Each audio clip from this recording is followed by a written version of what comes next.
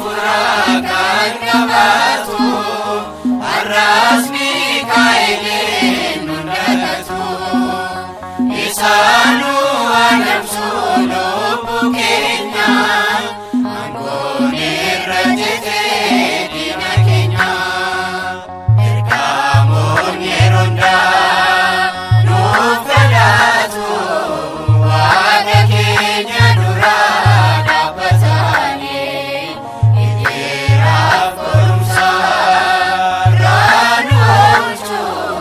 nano kenya bufatani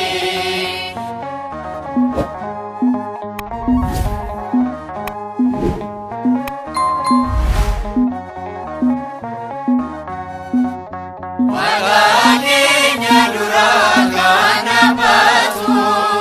ijole wakayo kankaratu Gabriel nufegara Kenya kamacho titire kada Kenya erkamon yeronda nufedatu wana Kenya durada patani idira forumsa ranulchu nano Kenya bufatani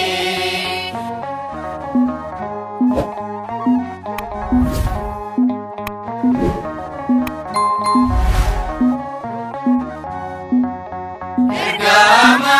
Rufaelo gisara Gadame sadesu kan furda Korum sidaum sayo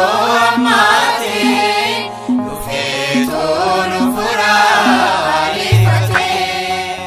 Ergamon yeronda nufedatu Wada Kenya durada patani idira forumsa ranulchu nano Kenya bufatani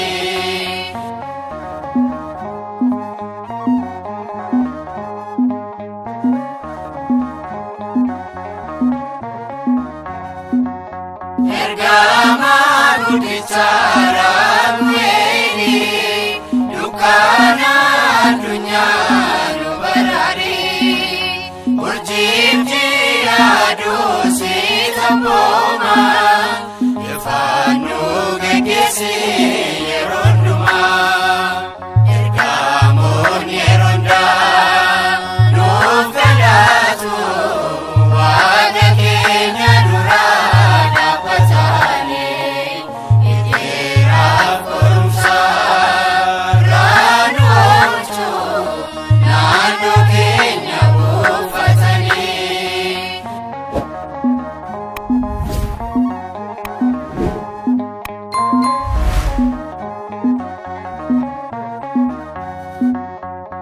Igagufta tofoti kan kense